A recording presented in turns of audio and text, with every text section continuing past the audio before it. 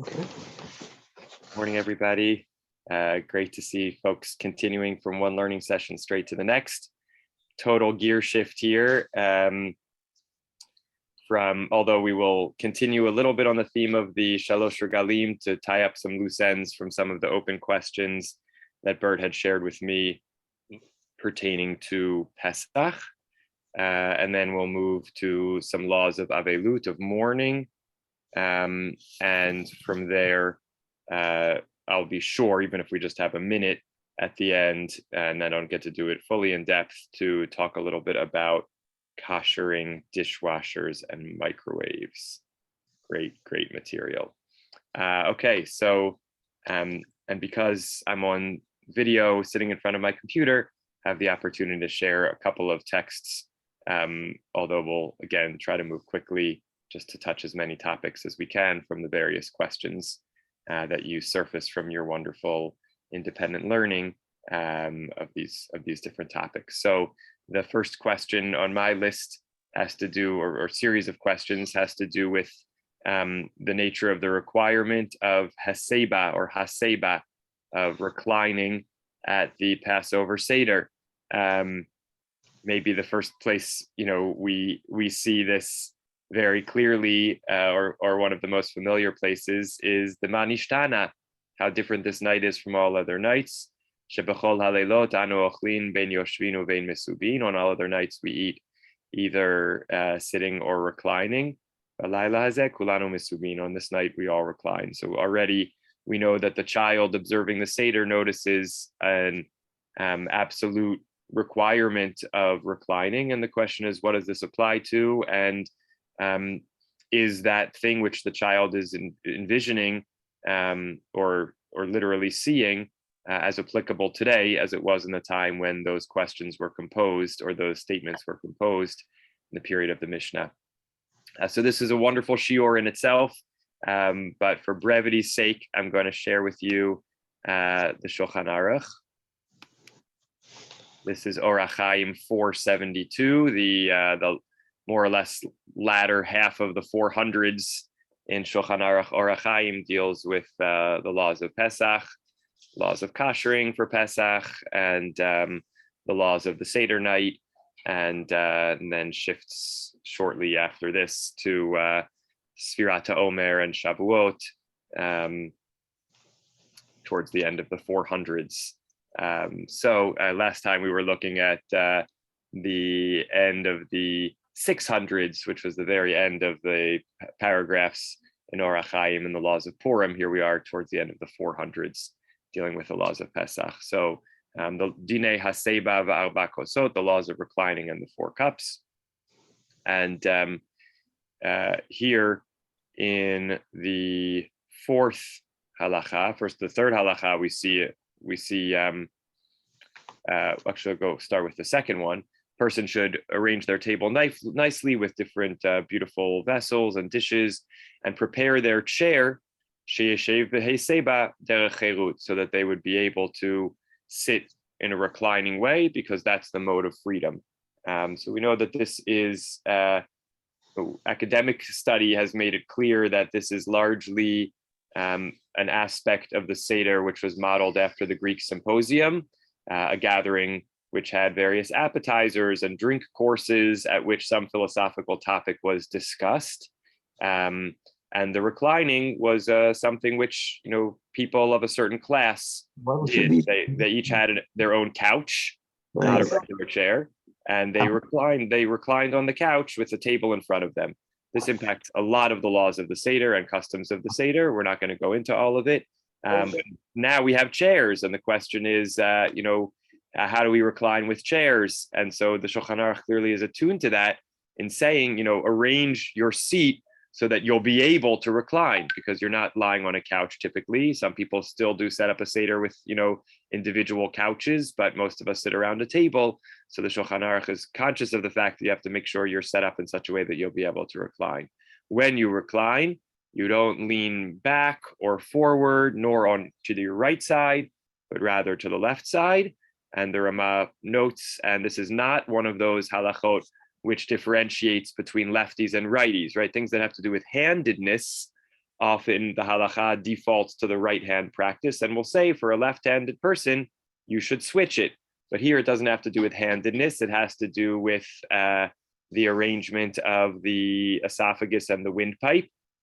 And so when we lean to the left, we're concerned that our food not go down the windpipe, but still down the esophagus. And that's true for lefties and righties alike, the arrangement of those internal tubes. So lefties and righties alike both lean to the left. Now we get to the halacha that was the basis of the question about women. Isha einat tzricha haseba, ela im kein hi chashuva.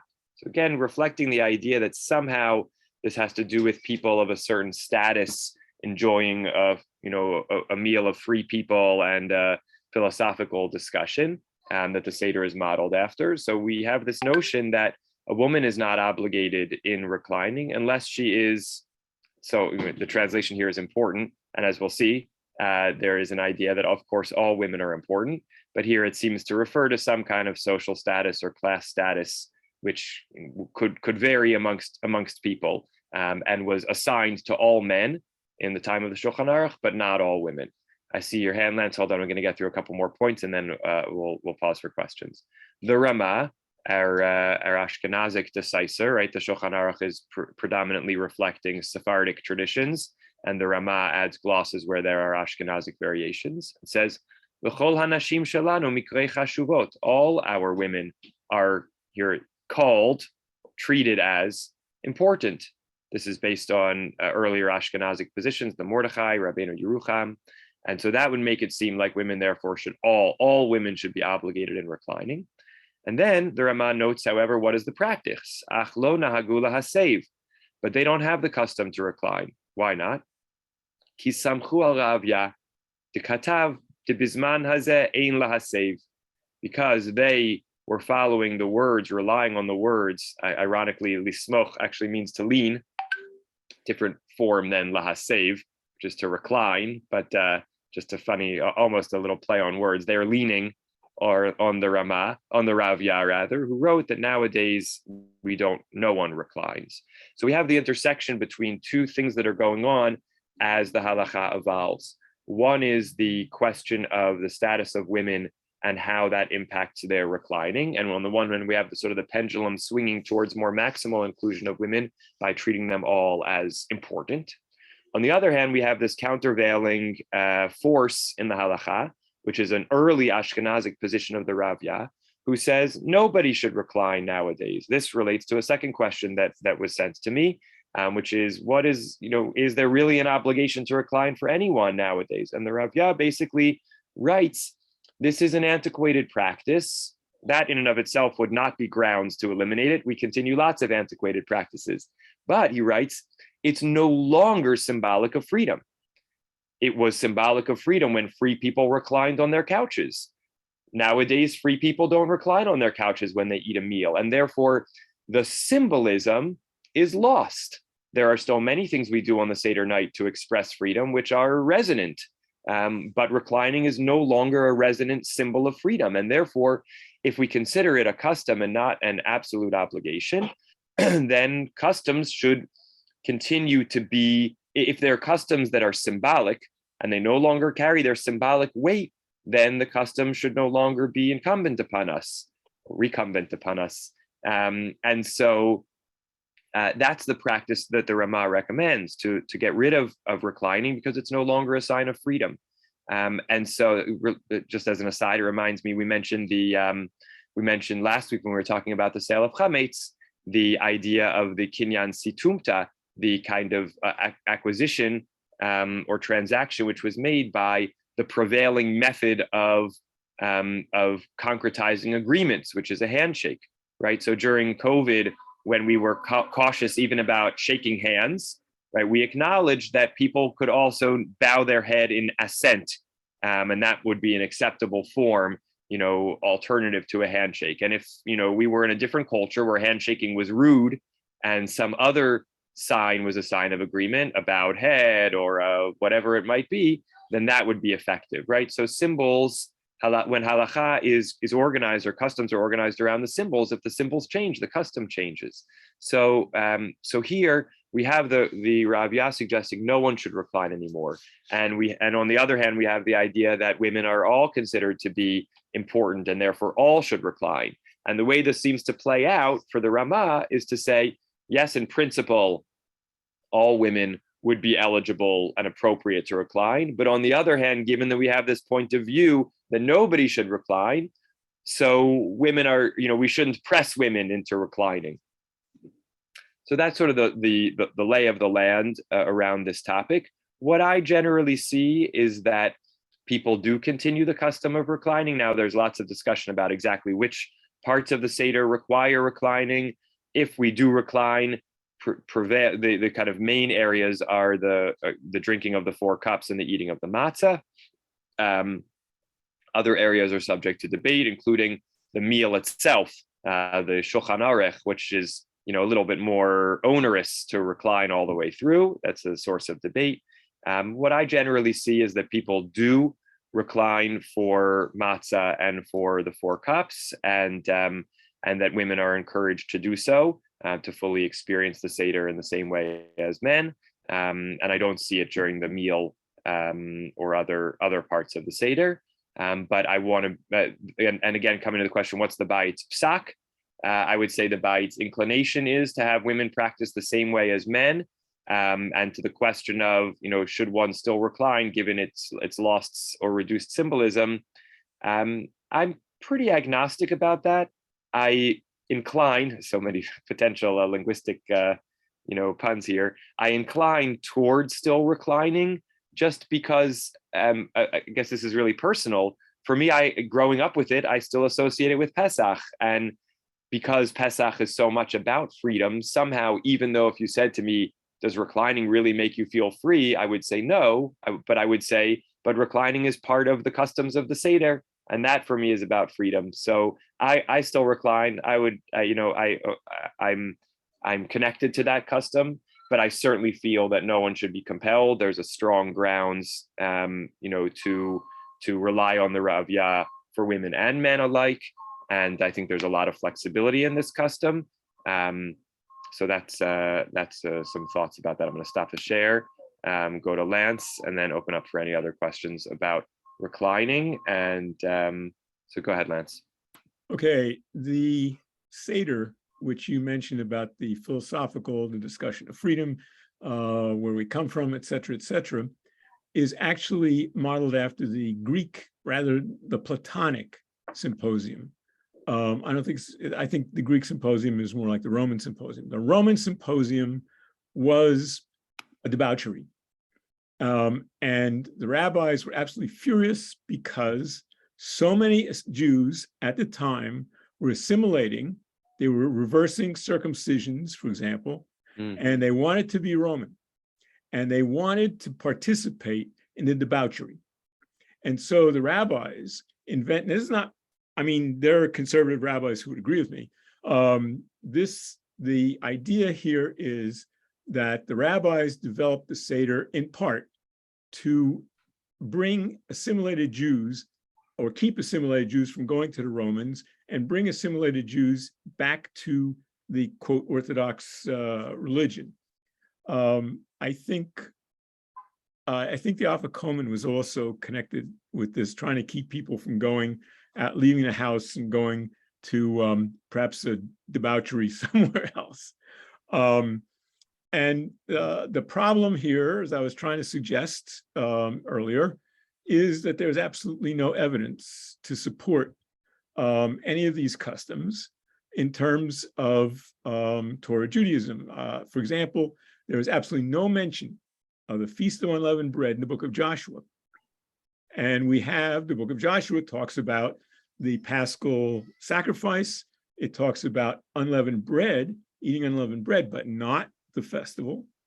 And personally, I believe that the book of Joshua precedes the 5 books of Moses. And I also believe, you think I'm absolutely nuts, I believe that the rabbis plagiarized the Samaritan Torah. Thank you. All fascinating thoughts, and appreciate the additional historical background. I'll look a little more into the Greek, Roman, and Platonic symposia, and a lot to take away from that. So thank you. Okay, we'll carry further. Anyone have any other questions about the topic of reclining that we've discussed here and its applications? A beautiful thought that Judy just sent me, that we have the notion of leaning in, right? Not just leaning, but leaning in. So maybe we can consider the symbol of our leaning as leaning towards or leaning into our Jewish identities, to Torah and the freedom, the freedom of serving God. That's a beautiful, and I'll just take a step back to say what you're expressing there is, a strategy, which is a strategy to say we have a default, people have different default attitudes towards customs and practices. One is to say, if it's not relevant today, we should jettison it because we want to have, as kind of updated and fresh and kind of shed, baggage in our kind of religious experience.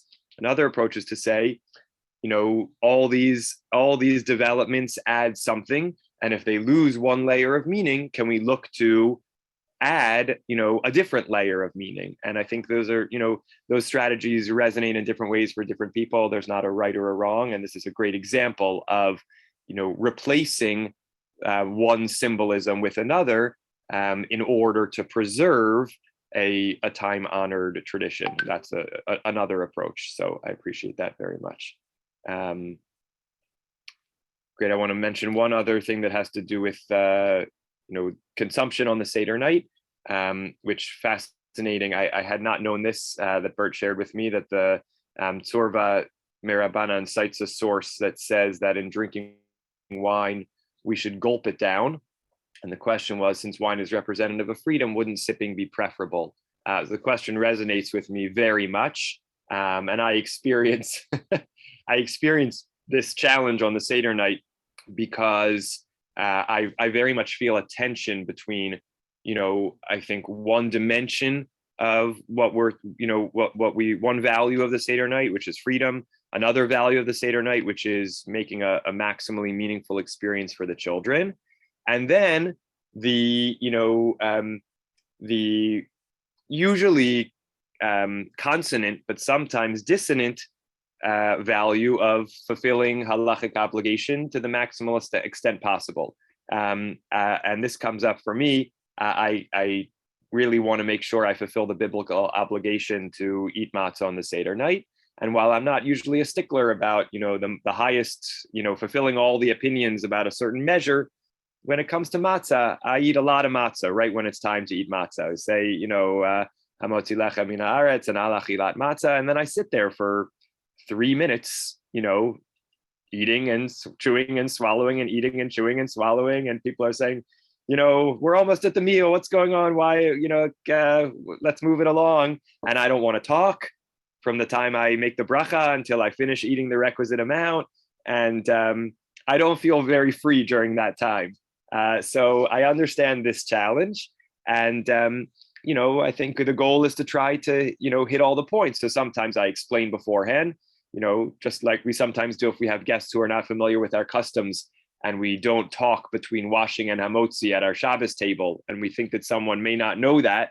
And all that, we're going to sit down and they're going to say, so how was everyone's week? And you have to say, we want people to understand and not be embarrassed. So I'll sometimes say before we say the bracha on the matzah, everyone should take as much as they want. I have the custom to eat a rather large portion and not to speak, during that interval. So, talk amongst yourselves, do whatever you want to do, you do while I munch away. So one of the things for Stephen that occurred to me what happens, because my son-in-law believes in gulping down the wine, but you're also at the same time supposed to be getting really good wine for Pesach, and so the idea that you're supposed to gulp, yes, an expensive bottle of wine, just to me doesn't resonate. Yeah. So I'm going to look for that source because I'll be curious to see it, because what I would say is there is a halachic requirement, as I understand it, to drink the requisite amount in a particular period of time, but I don't believe that should require one to gulp. So if there is a separate idea of drinking it quickly for some reason other than just drinking it within the prescribed period, but that prescribed period should be able to be done with sipping. Again, it's not sipping over 15 minutes, but should be able to be done over a few minutes with sipping. And so this idea of, drinking the wine down very quickly is not familiar to me. Please don't infer from that it's not there on the books. There are plenty of things there on the books that I don't know. So for you. Yeah, so send it to me and I'll follow up with any further thoughts on that topic. But in principle, not having seen that source, assuming it's not an unequivocal position on the topic, I would certainly encourage people not to feel rushed, but to be able to take their time in the drinking, again, within the parameter, which is certainly, even according to the strictest opinions, I think is at least is 3 minutes, and 3 minutes is plenty of time to be able to drink the 3 or 4 ounces comfortably, relaxedly, and enjoy the experience of the wine. Yeah, Lance, ask for a quick one since I want to cover a bunch more. Isn't there a story in the Talmud about a rabbi who gets drunk on Passover and commits murder? It's funny. Last week we were talking about the one about someone who got drunk on Purim at the Purim Seudah and committed murder. If it also happened at Passover, that story I'm not familiar with. Maybe that's. But, I think you may be thinking of that one. The point is that some rabbis, had qualifications about getting drunk on Purim or Passover. Yeah. Passover is actually a challenge. Here's another, I think, halachic tension to navigate, which is, there is also discussion about the relative, ideal status of grape juice versus wine. Wine is preferred. Is there a minimum alcohol content? And here we, of course, have to navigate 2 issues. One, sensitivity to alcoholics and enabling them to fulfill the mitzvah in a way which does not compromise their mental health, stability, and safety. And absolutely, grape juice is 100% acceptable and is obviously preferred for people for whom wine poses a problem. Second is the idea of being able to actually, be attentive, participatory, and awake for as much of the Seder as possible. So, if we are with a certain amount of wine, become either drunk and not able to really, enjoy in an intellectual, spiritual way the Seder, or wine makes us, drowsy and fall asleep. These are also things to factor in and to think about, reducing the alcohol content, and being attentive to that. So again, these are all good, constructive challenges, and I think they also emphasize the idea that Rav Avi often quotes of Ein Kedusha Bli Hachana. There's no sanctity, no holiness achieved without preparation. That doesn't just mean buying and cooking and cleaning ahead of time. It means strategizing about, what wine do we want to drink, and, how do we want to do it in such a way that we're actually able to be fully present and engaged with as much of the Seder as possible. So that's something to think about. Yes, and Judy messaged me also a point of consideration if one is inviting guests to the Seder who will travel, who might be driving home after the Seder, being mindful to making sure that they're being safe. So that's also very important. Okay, that I think concludes the Shalosh Regalim portion of our discussions for now. Let's touch on a couple of topics that have to do with Avelut. I'll mention one. Let me see if I can quickly pull up a source on this. Hold on a second. I'll try to talk as I'm doing it. The question was, and this is, amongst the questions that came to me about laws of mourning, some have to do with the experience of the mourner. When one, God forbid, but in the course of life, it will typically happen to all of us. When one becomes an avel, a mourner for the passing of one of the 7 categories of loved ones for whom we become formal mourners. And then the second, which impacts all of us more often, is the experience of being menachamim, of being those who are coming to provide comfort. And what are the halachot and customs that guide us in that? And I'm hoping to find 2 sources that touch on one question. which was with regard to offering greetings to someone sitting Shiva, should the visitor wait for the mourner to initiate conversation, or is the visitor permitted to initiate conversation? So I'm still taking one more moment to see if I can find a source that I want to share about this.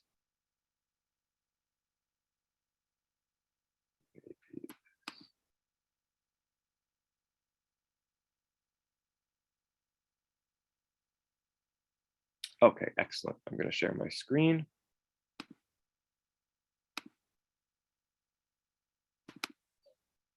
I've been privileged over recent years on a number of occasions to do a session with the SAR senior class at the very end of their senior year.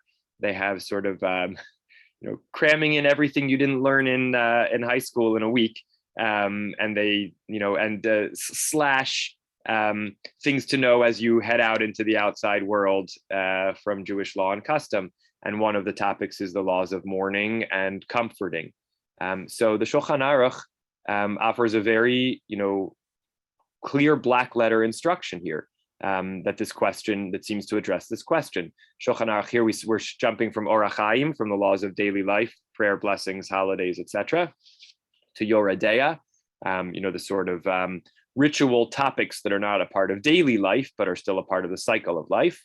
And in the 300s, in Yoreh Deah, it begins with kashrut, as laws of nidah. In the 300s, there are some life cycle related things. The 200s and the 300s have some life cycle related things, bris, conversion, etc. And in the mid 300s, we have the laws of mourning, which really occupy about 50 paragraphs, sections of the Shulchan Aruch in Yoreh Deah. And in 376, which is the middle of the section, particularly dealing with the laws of Shiva, it says, and this is based on a line in the Gemara, Ein hamenachamim rasha'im liftoach, right here where my cursor is, those who are coming to offer comfort are not allowed to open up, to begin to speak, ad sheyiftach ha'avel tchila, until the mourner speaks first.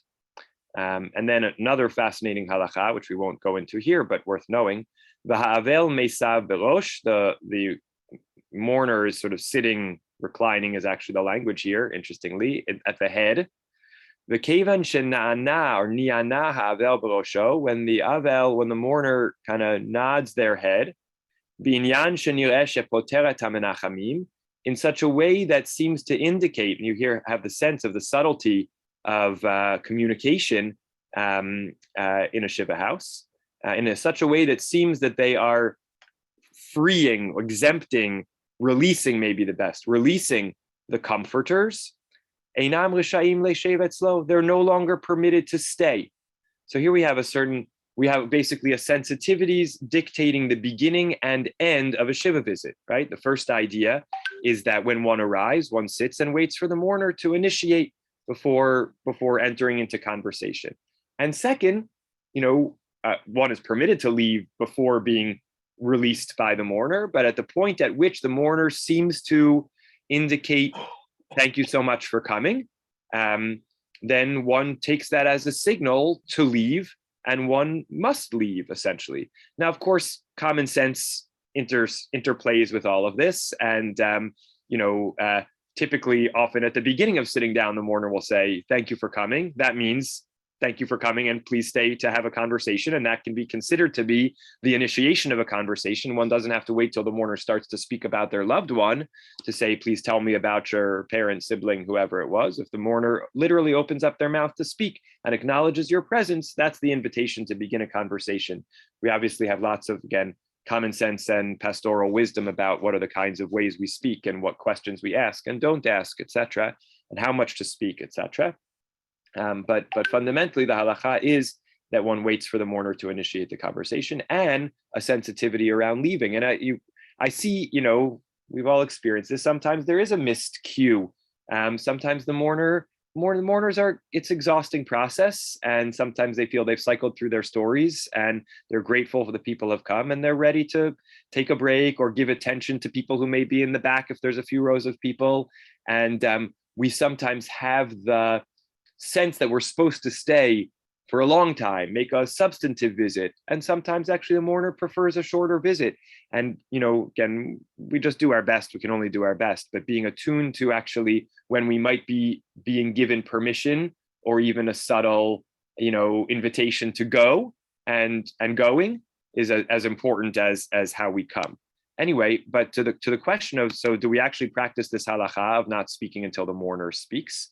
So the Tzitz Eliezer, Rabbi Eliezer Yehuda Waldenberg, Zecher Tzadik Livracha, very important contemporary Israeli posek, died not so long ago, writes in volume 17, responsum 45 of his responsa, and I'll just freestyle translate here. He says, I always have a hard time with this, and many like me do as well, that when one goes to comfort mourners, and in general, the mourner doesn't start to talk at all until people are chatting with him, either because of their emotional pain or because maybe they're trying to be deferential to their guests or something like that, and the like.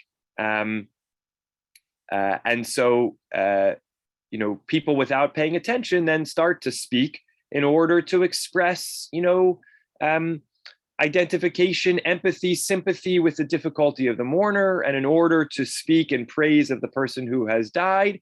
And this is against the straightforward halacha, the halacha psuka, the kind of black letter halacha of the Shulchan Aruch, who has no disputants about this, right? So the Tzitz Eliezer is laying out a real scenario, which we've all encountered, which is basically with the best motivations and the best intentions, wanting to be empathetic, wanting to speak about the deceased, people who come, and the reality that mourners, for one reason or another, also good reasons, may not actually start speaking. They're aggrieved, they're sitting quietly, they may nod to acknowledge you, but they're tired. They're not initiating any conversation. People will start up speaking because they think that's the right thing to do, but it's against the halacha, and no one disputes this halacha. So how do we square the straightforward Shulchan Aruch, and the straightforward tradition with how people practice nowadays? So he says, I thought maybe to suggest here, based on what the Lavush says in this same section, who was writing in his commentary, like a kind of Shulchan Aruch-like composition, to explain the reason why the comforters are not allowed to speak until the mourner starts speaking first. And he says, the reason, seems to me to be that, one first needs to show their sort of pain, how much they're, aggrieved over the person who's died, and then they can begin to comfort. But before kind of, identifying and empathizing, it's not appropriate to kind of offer comfort, because, maybe the person is not showing sufficient or feeling sufficient, expressing sufficient grief. And so then, if that's the case, that we're basically sort of waiting for the person to show some expression of their own emotion, the mourner that is, so that then we can sort of meet them where they're at. And that's the underlying reason for waiting for them to start speaking before we speak. V'im kain, so the Tzitz Eliezer says, if that's the case, then let's follow the reason, not the black letter law as it is, but the underlying reason. And everywhere where we can tell that the person is aggrieved, pained, grieving, mourning, and maybe it's actually because of that great grief that they're not actually open up and speaking, then the people who are coming to offer comfort can begin first. Essentially, this is an example of actually saying, let's go by the reason and not the black letter law, so that we can fulfill the ultimate purpose here. Then he adds another point. He says, I also think that maybe it's possible to say that, this law is only about the kind of initial opening of the arrival of mourners, just like the case of Eov, which we learn from, which is the source for some of these laws in the Gemara and Moed Katan. And it actually has to do with the very, very initial opening up of the mourner to speak. But as soon as the mourner has started to speak before anyone who's come to visit, then all the subsequent arriving comforters don't need to wait for the mourner to begin for their individual visits. In other words, it's not a visit by visit, conversation by conversation halacha. It's a halacha that pertains to the overall experience of the Shiva week or day by day. And so if you walk in and the mourner is speaking to some people sitting in front of you, and then they get up and leave, now the mourner is sitting quietly, you don't have to wait for the mourner to start to speak to you. The mourner has, at the very beginning of the day, someone waited for the mourner to speak, and then they started speaking, and now that opens the door for all the subsequent visitors to speak without waiting for the mourner. So we have both a kind of conceptual and a kind of reinterpretive, approach to explain why that halacha of the Shulchan Aruch may not be precisely as it appears. And again, one can lean on certain common sense to think about this. So what I would say as a takeaway is I think that Tzitz Eliezer absolutely can be followed. The ethic of the Shulchan Aruch is what's important. Sensitivity, following the cues of the mourner, being attuned to the emotional state of the mourner, but at a formal halachic level, again, either if one has seen the mourner is already speaking when one comes in, or if one is able to just, see from the mourner's pose that words of comfort, would be welcomed, one doesn't have to literally wait in every encounter for the mourner to begin speaking before we would begin speaking. So that's to talk about that. Here are my goals for a remaining time. I want to do something around Simcha, share a couple of short pages from a wonderful composition on the laws of mourning, and then do a little bit of appliance kashrut. I'll just briefly, in passing, mention one quick question, which was: are there restrictions on a woman giving a eulogy or saying Kaddish? The answer to that is you find many different positions about this in the halachic authorities. The Bayit's ruling is unequivocally no. There are no restrictions on a woman delivering eulogies or saying Kaddish. We don't require a man to say Kaddish along with a woman. We are completely open around that. It's a lot of halachic discussion around women's Kaddish, in fact, but that's the Bayit's unequivocal ruling, completely comfortable with and encouraging of women reciting eulogies and of women saying Kaddish. Just as an aside, just about the diversity of kind of opinions in our community around some of these things, I attended the funeral of our friend and longtime Bayit member Danny Frankel's mother, Frances, who lived to 102, and it was on Friday at 1:00, and I arrived around 1:20. I got caught behind a car accident, on the highway in New Jersey. And when I pulled into the cemetery, I could immediately see where they were and drove straight to the spot, arrived maybe 1:23 p.m. If it were a Bayit funeral, we would be just getting started, knowing our usual, we'd be still setting up the Zoom. And it looked like they had completed filling in the grave. And I was totally surprised. I then remembered that I had attended a funeral from a similar community. This was Breuer's community that oversaw the ceremony. And I remembered that I had attended a funeral from a similar community, and they did the eulogies after the burial. So I thought maybe the eulogies are coming now. Then I pulled up, I came right up, and they said, let's line up and form the shura, the corridor, so that the mourner can come through. We can offer comfort, which said to me, we're done. So we made the shura. Danny walked through, and people started to disperse. So I went over to him. I said, I'm so sorry that I wasn't able to arrive on time. I got, stuck on the highway. And were you able to share a few words about your mom? And he said, no, it's Friday after halachic midday, after chatzot. And the Breuer's custom is Friday after midday. We don't have any eulogies. Now, if it were Chol HaMoed Pesach, right, like one of the, Chol HaMoed Sukkos, one of the happiest days of the year, and it was a Bayit funeral, we would say the halacha on Chol HaMoed is that we don't have eulogies, and therefore, in our remarks, we will not incline or intend to make anyone cry, but we'll just share words of, tribute and, and speak in praise of the deceased. But in other communities, what no eulogies means is no one can speak any speeches.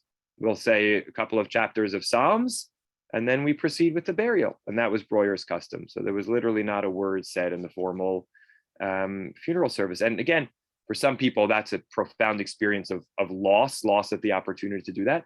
For other people, fulfilling the time-honored customs is the most comforting. you know where I incline in that direction. Everybody's different in that way, and so just noting the strong variation there.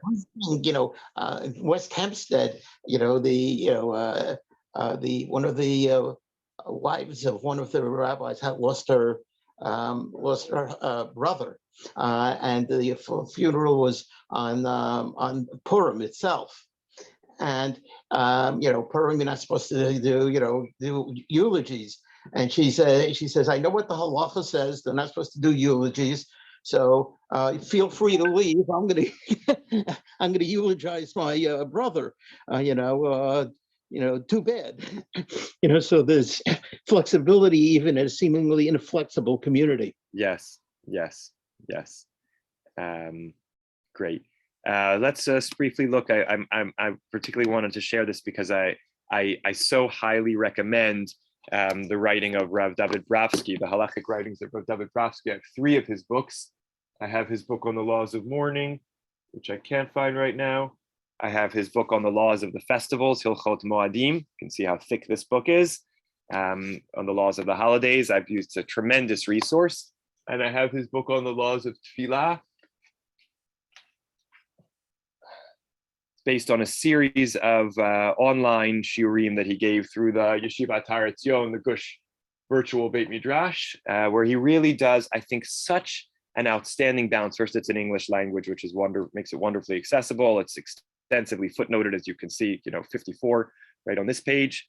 It's a wonderful balance, between overly expansive excurses on any given topic, and overly brief kind of bottom line rulings. So it really kind of touches lightly on maybe a ruling in the Gemara, goes and cites a few of the opinions of the medieval commentaries, Shulchan Aruch, and then contemporary opinions, and sometimes will give and therefore this is the ruling, and sometimes will be leave it a little bit more open or acknowledge that there is a variation of customs or even of halachic rulings on a topic.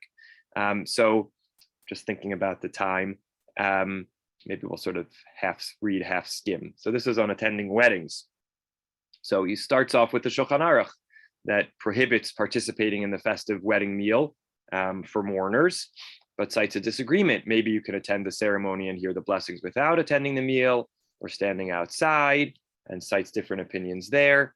And then says, on this basis, although a mourner after Shloshim for a parent and after Shiva for another relative should not attend the wedding reception, he may attend the ceremony itself.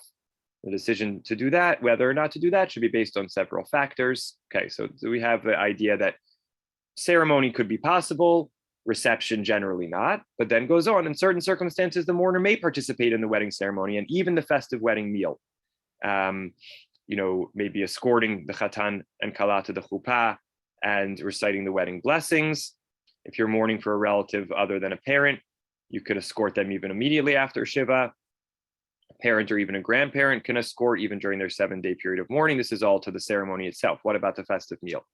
As for the festive meal, many Achronim permit parents, grandparents, and even siblings of the Chatan and Kala to participate in the festive meal during the period of mourning, meaning for family members, of the bride and groom, there are exceptions. Some cite the Ramah, who permits a mourner to participate in the festive meal celebrating the marriage of orphans as support for this view. Basically, you're playing an important role, then even though you're a mourner, you're contributing importantly to the event, then it would be permissible. The Aruch HaShulchan cites that even if the absence will just cause distress, it's not that it's absolutely essential, but they'll be really sad if you can't come, then a mourner may participate. Is that only for parents? Depends. Okay. Then we have the Maharashtam, who permits a mourner after the Shloshim, again for parents, to participate in the sibling's wedding and eat at the wedding because it might cause anguish. May even dance with the bride or groom. And a lot of Achronim, very contemporary, last 200 years, adopt this ruling. And we have, in this context, we should note Rav Moshe Feinstein permitting a parent to attend a child's wedding even during the Shiva, but the mourner should not eat at a special table or dais. Maybe should be strict and not sit at one table. Now we'll come to the last little bit, which I think people have a lot of familiarity with.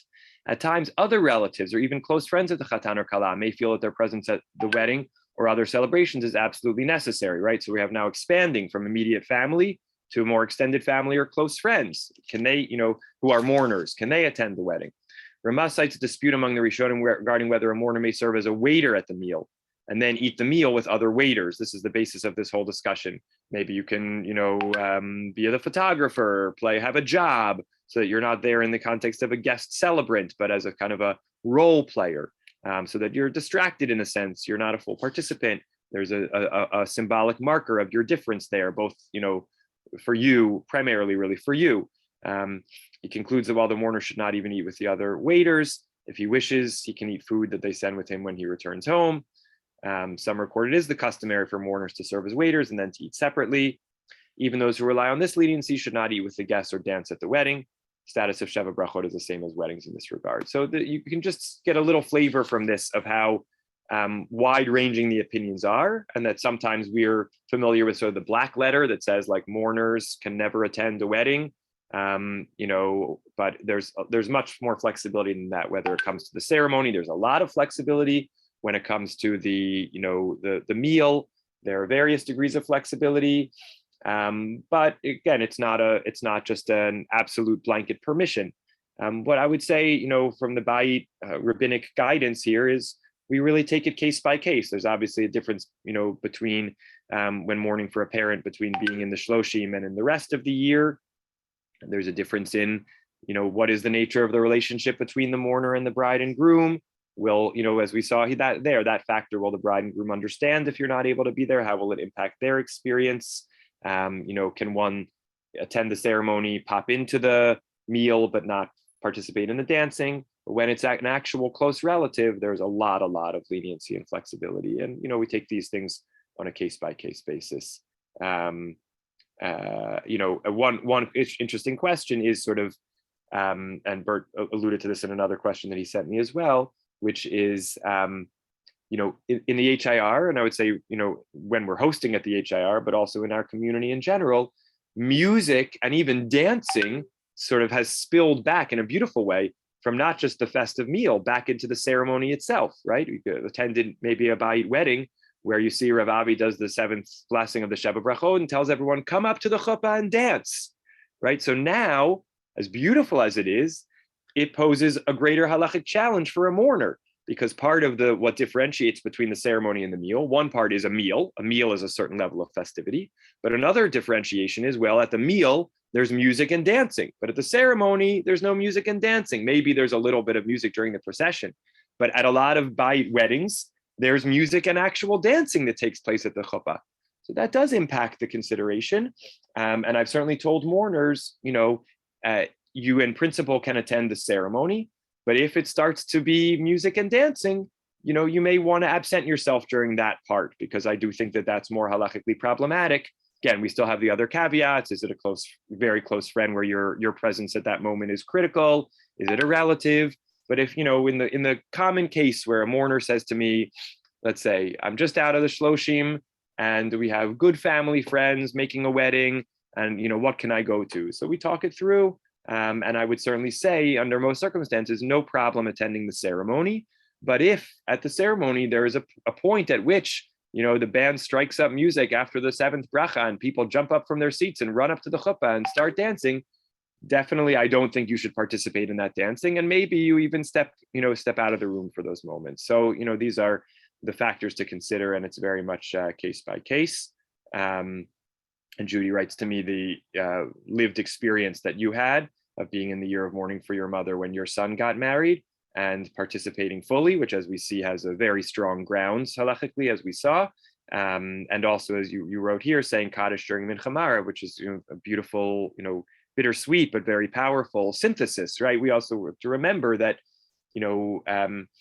there are ways to integrate, in whatever way, the mourning and the celebration, to bring the memory of the loved one with us to those moments, is very powerful. So it's 12:27. So I'll just say in two sentences on dishwashers, and I could, in a number of months, Acharei HaChagim, happy to come back for another session, do the questions we missed. I'm sure you'll have more by then.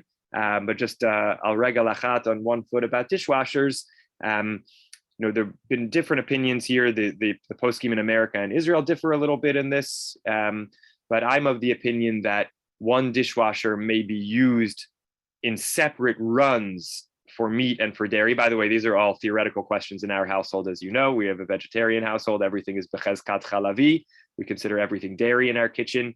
Our kids eat chicken nuggets on paper plates with paper, plastic utensils, and that's the extent of the meat in our house. Sometimes Shira is no longer vegetarian, so sometimes a friend will drop off cholent on a paper plate for her on Shabbos.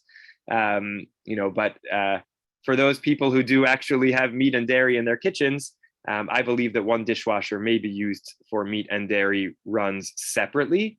What's required in between is a visual inspection of the interior of the dishwasher to make sure there are no food particles remaining. One does not need to kosher the dishwasher in between, is my ruling, and this is based on, just try to say this in a couple of sentences, and if it's confusing, we can flesh it out more another time. The nature of the transfer of taste in a dishwasher is as follows. Because dishwashers have revolving jets, that's called iroi shenifsak hakiluach, a stream of liquid where the flow is interrupted. Think about the difference between your faucet. Water that's coming out of your faucet at a very hot temperature is hot from the heat source straight through the pipes to the faucet and comes out and touches a dish in your sink. It's basically like it's, water pouring out of a pot from the stove straight onto something. And that has the capacity to both extract taste and then input taste. However, our dishwashers with their revolving jets have a discontinuous stream of water. If you were to stick your head in the dishwasher, of course, the flow would stop. But if you were to peek inside your dishwasher, you would see little individual droplets, disconnected droplets of water, because the jet is spinning around. And so it's little individual droplets. It's not a continuous flow. It's also working against gravity in some dishwashers, although not all. It's not a steady stream of water. It's individual, discontinuous droplets. The power of those droplets is less than the power of water flowing straight down from your sink faucet. It only has the power to input, but not to extract and input taste. And therefore, we don't have to be worried that milchik taste that was in the walls of your dishwasher from your milchik run can come out and then go into your fleshik dishes. We only have to be worried that if there's actual cheese or milk that's been left in your dishwasher after the milchik run, and that gets onto one of your fleshik dishes, that it could then get in. So as long as you visually inspect your dishwasher to make sure there's no actual leftover food particles of the type from the previous run, but it's actually truly clean, then you can put in from the other type and run a separate run. You don't have to kosher in between. So if you have a dishwasher and you want to use it for meat and dairy, you do a run with meat, you take out all your dishes, you look inside the dishwasher, you make sure there's no food particles left. And it does happen that food particles are left. I see that all the time. When I clean out my dishwasher, there's a little piece of broccoli or whatever on the floor, a pea that did whatever it is. So you have to make sure that it's actually interior is actually clean of food particles. And the same with your racks. And then you can run the other kind in the next run, with the same racks, the same everything, as long as you visually inspect for no food particles remaining. This is not the universally held opinion, but I feel very passionately that this is halachically correct and maybe go. Okay, you have a fairly hard thing, and you've already gone past your limit. The other thing that was very practical that maybe we would have waited until after the Chagim to do is, the use of ovens for meat and dairy consecutively at the same time, or other things like that. So maybe we should wait until after Yontif to do this, so you don't feel rushed. That was another part of it. Yes, yes. That's a very practical thing. Now, most people don't usually do seriatim, or maybe they do meat and dairy. And again, you don't do that. You don't have that issue. But for some people, do they, run the oven through a cycle and cleaning cycle, or they just, whatever.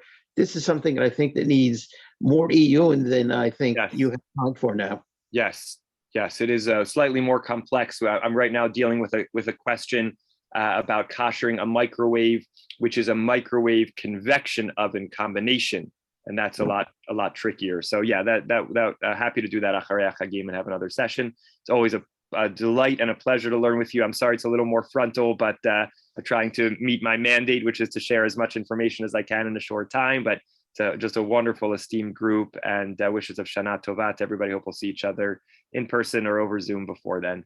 And thank you, as always, to Bert for convening this wonderful chevra. Take care, everybody. Yeah. Wow. Bye. Shana Tova. Bye.